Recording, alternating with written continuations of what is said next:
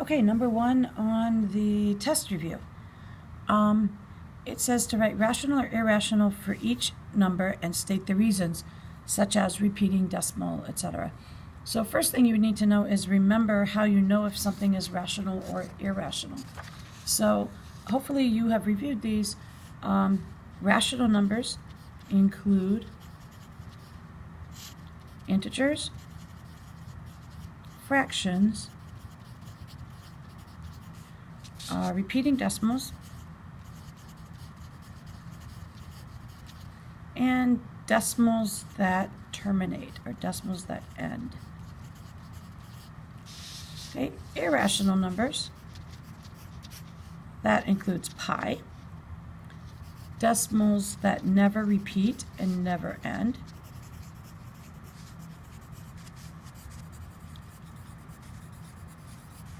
and square roots with no integer answer,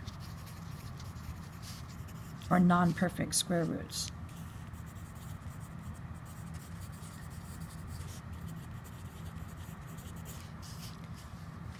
Hopefully you already have that in your notes from when we studied it in class, but you definitely need to know those things in order to do these first few practice problems. So square root of 5. Square root of 5 is irrational because it is a square root with no integer answer.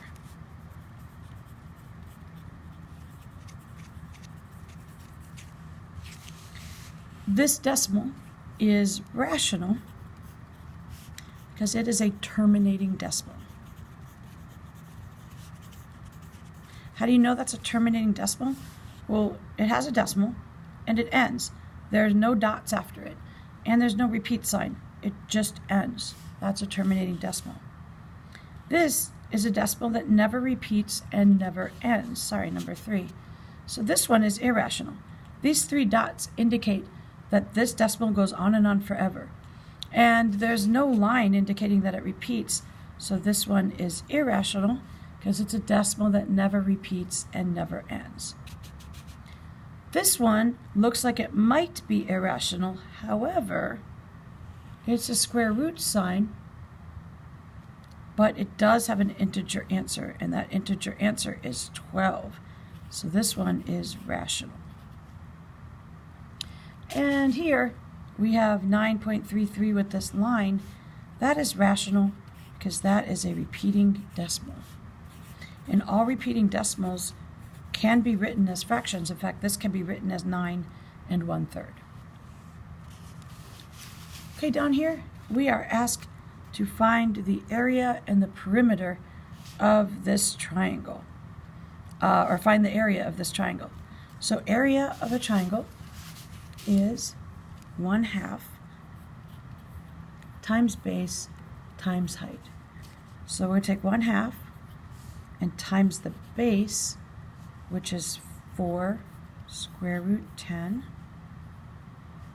and then times the height, which is square root 3. I like to use parentheses on these. So we do 1/2 times 4, and what is 1/2 of 4? It's 2.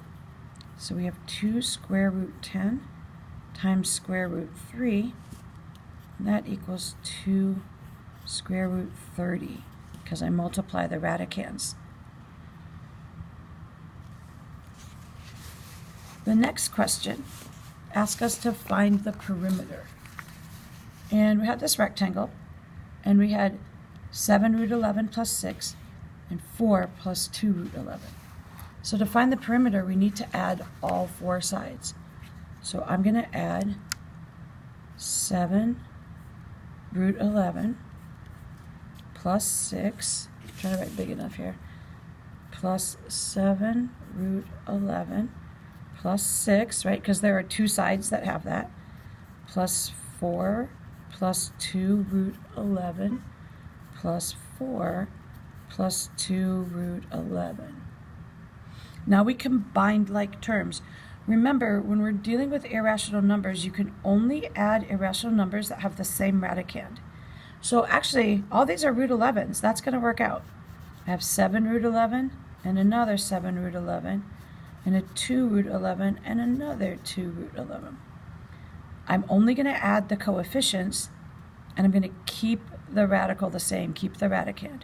7 plus 7 is 14, plus 2 is 16, plus 2 more is 18 root 11. And then I have all these integers left. 6 plus 6 is 12, plus 4, 16, plus 4 more is 20. So that's my perimeter.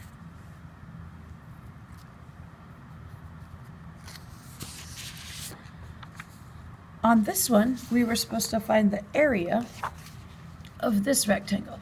Remember, area of a rectangle is base times height. So I'm going to multiply this times this. Now we're going to have to distribute. And if you recall in class, I've said that the best way when you know you're going to have to distribute is take the shorter term and put that first. So I'm going to do 10 square root 7 first.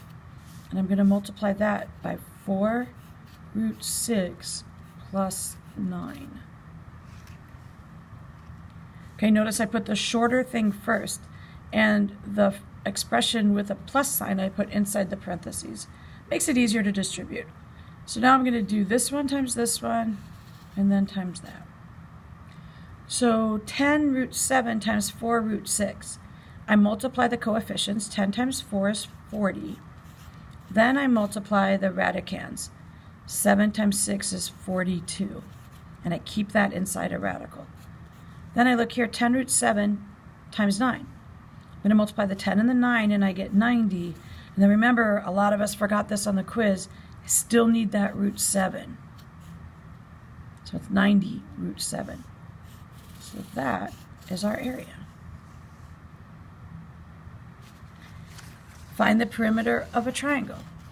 To find the perimeter of a triangle, we add all the sides and just add the outsides. So I have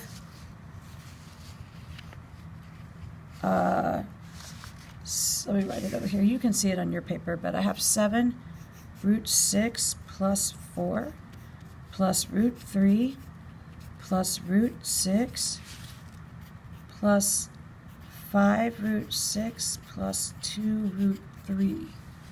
You see all that? Sure. So again, we're adding irrational numbers, so we want to add the numbers that have the same radicands. 7 root 6, here's a root 6, here's a 5 root 6.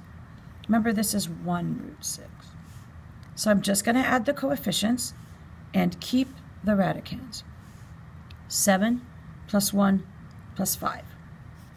That's 13 root 6. Then I have a root 3 right here and a 2 root 3 right here. That's 1 root 3 plus 2 root 3 is 3 root 3. Oh, and don't forget about this little 4. It's an integer right here. So plus 4.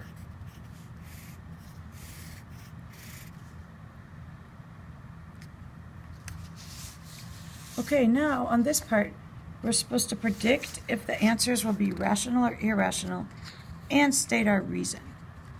So the strategy for this is to make sure you evaluate what you have. So when I look at this, this is an irrational number plus an irrational number. And then I want to make sure, did I try to trick you? Root 19, not a perfect square. Root 6, not a perfect square. These are irrationals and they're added. If you add two irrationals, you always get an irrational. Remember, these rules were on page 15, and you may have to review those to be fully prepared for your test. On this one, I have a fraction, 7 root 11 minus a decimal, 4.25, a decimal that terminates. So that's rational minus rational, and that's going to give us a rational answer. And here, this is irrational times irrational. Remember, that means I could get, if I'm predicting, either rational or irrational. But that means I have to do the work. So 2 root 12 times 5 root 3. Well, 2 times 5 is 10. And root 12 times root 3 is root 36, which is the same number as 6. So this is 10 times 6, which is 60. That is rational. Oh, another one. Irrational times irrational. That could be either, so that's what I'm going to write over here. And we got to multiply it. 3 times 4 is 12. 10 times 2 is 20. 20 is not a perfect square, so this remains irrational.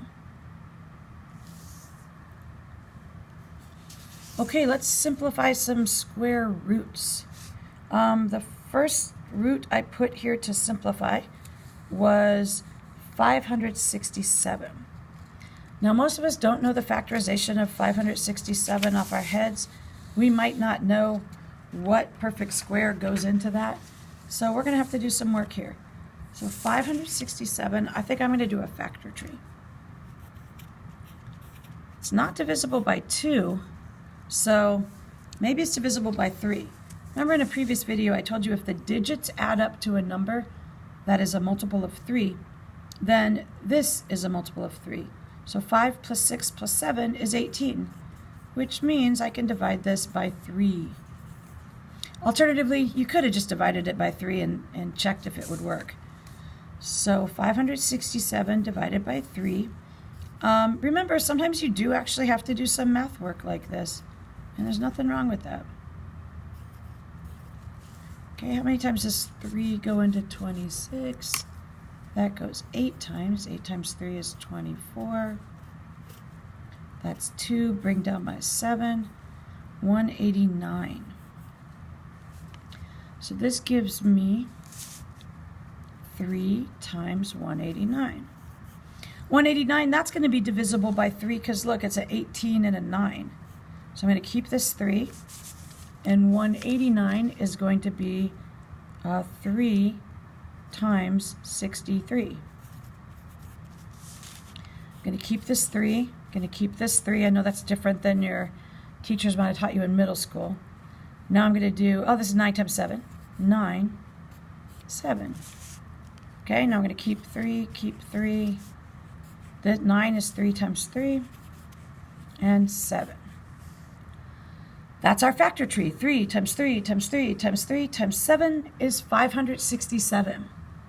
If I said if you can find the pairs, you can find the squares. There are my pairs. So let's write 9, because 3 times 3 is 9. Again, 9 times 7. Now let's put everything back under the radical. Oops, I missed that. Root 9 times root 9 times root 7. 9 times 9 times 7 is indeed 567. So let's come over here.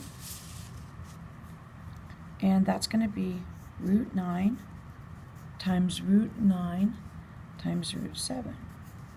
Square root of 9 simplifies to